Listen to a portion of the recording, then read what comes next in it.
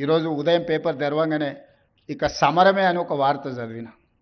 ఎవరయ్యా వీళ్ళు, ఏమన్నా మన రాష్ట్రానికి సంబంధించిన వాళ్ళు కాదేమో, ఇంకెవరైనా మన మీద సమరం ప్రకటించారా అని చదివితే ప్రభుత్వ ఉద్యోగాల సంఘాల నాయకులని కింద పేర్లని చదివిన.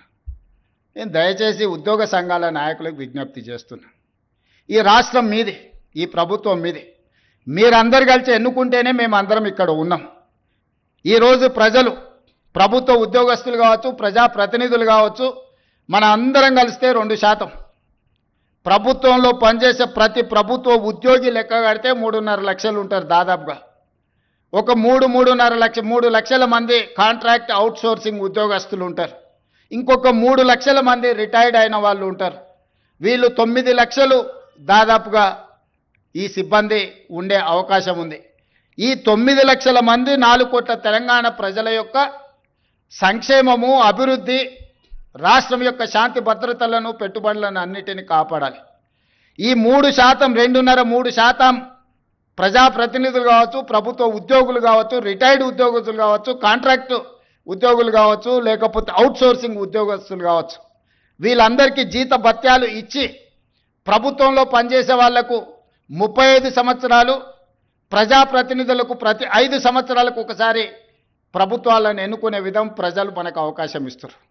ఈరోజు మీరు ప్రకటించిన సమరం 98% ప్రజల మీద అని నేను అడగదలుచుకున్న ఉద్యోగ సంఘస్థులు. ఇవాళ ప్రతి ఉద్యోగి 10 సంవత్సరాలు తెలంగాణ రాష్ట్రంలో ఏనాడు 1వ తారీఖు నాడు జీతాలు తీసుకోవాలి. ఇక్కడనే మీరున్నారు, మీరు ఒక్కసారి ఆలోచన చేయండి, గుండెల మీద చేయబెట్టుకొని. తెలంగాణ రాష్ట్రం ధనిక రాష్ట్రంగా ఏర్పడి 72,000 కోట్ల రూపాయల అప్పు ఆనాడు, ఇప్పుడే నేను రామకృష్ణారావు గారిని అడిగిన, దాదాపుగా 9 సంవత్సరాల నుంచి ఫైనాన్స్ సెక్రటరీగా వారే పనిచేస్తున్నారు. తెలంగాణ రాష్ట్రం వచ్చినప్పుడు మనం కడుతున్న అప్పు అసలు మిత్తి ఎంత అంటే నెలకు 500-600 కోట్ల రూపాయలు సార్. సంవత్సరానికి ఒక 6,000 నుంచి 6,500 కోట్ల రూపాయలు మనం అప్పు కట్టేది తెలంగాణ రాష్ట్రం జూన్ 2, 2014 నాడని రామకృష్ణారావు గారు చెప్పారు.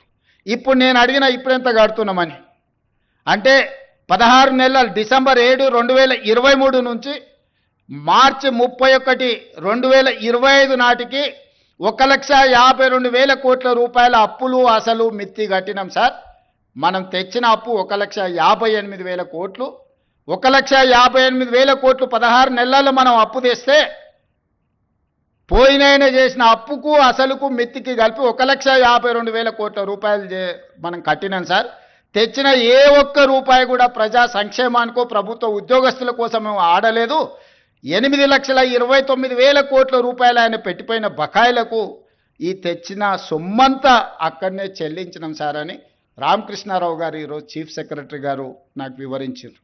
అదే కాకుండా ఈరోజు ఎంత కడుతున్నాము అని అంటే నెలకు 7,000 కోట్ల రూపాయలు అసలు మిత్తి కట్టాల్సిన పరిస్థితి ఉన్నది సార్. మనం తిన్నా తినకపోయినా అప్పులోనికి మనం 7,000 కోట్ల రూపాయలు ప్రతి నెల కట్టాల్సిందే సార్, తక్కువ అని రామకృష్ణారావు గారు చెప్తారు. తెలంగాణ రాష్ట్రం వచ్చిన రోజు 500 నుంచి 600 కోట్ల రూపాయల ఉన్న అప్పు ఈరోజు రేవంత్ రెడ్డి ముఖ్యమంత్రిగా పదవి చేపట్టిన 16 నెలల్లో 1,52,000 కోట్ల రూపాయలు మొదటి 16 నెలల్లో కట్టినామంటే యావరేజ్గా 9,000 నుంచి 10,000 కోట్ల రూపాయలు ప్రతి నెల అసలు మిత్తి నేను కట్టిన.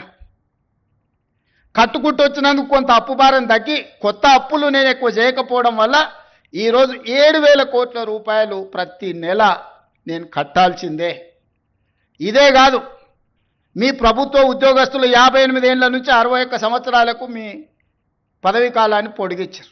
దాంట్లో మీరు అనుకున్నారు మీ పదవీ కాలాన్ని ఎక్కువ ఇచ్చిండ్రని. రిటైర్మెంట్ బెనిఫిట్స్ ఇవ్వాల్సి వస్తుందని 3 ఏళ్ళు పెంచండి. ఇప్పుడు ఈ మధ్యకాలంలో అత్యధికంగా రిటైర్ అయినరు వారు పోతా మీ రిటైర్మెంట్ బెనిఫిట్స్ను మీకు ఇవ్వకుండా బకాయి పెట్టింది ఎంత అంటే 8,500 కోట్ల రూపాయలు. ఈరోజు నెల మీకు జీతాలు ఇవ్వడం ఒక ఎత్తు అయితే, రిటైర్డ్ ఉద్యోగస్తులకు 3 లక్షల మందికి పెన్షన్లు ఇవ్వడం రెండో ఎత్తు అయితే, రిటైర్డ్ అయిపోయిన ఉద్యోగస్తులకు వాళ్ళ రిటైర్మెంట్ బెనిఫిట్స్ ఏవైతే ఉన్నాయో, ప్రావిడెంట్ ఫండ్ కావచ్చు, ఇతర బెనిఫిట్స్ మీరు దాచుకున్న సొమ్మది ప్రభుత్వం కొంత కలిపి మీకు ఇవ్వాలి. దాదాపుగా 9,000 కోట్ల రూపాయలు బకాయిలు పెట్టిపోయింది. ఇవాళ రిటైర్డ్ ఉద్యోగస్తులు ధర్నా చేస్తున్నారు, లేకపోతే మా బెనిఫిట్స్ వస్తలేవని అంటున్నారని కొంతమంది ఏదైతే కొన్ని రాజకీయ పార్టీలు ఆరోపణ చేస్తున్నాయో అవన్నీ మీరు మాకు వారసత్వంగా ఇచ్చిపోయిన మొండి బకాయిలు.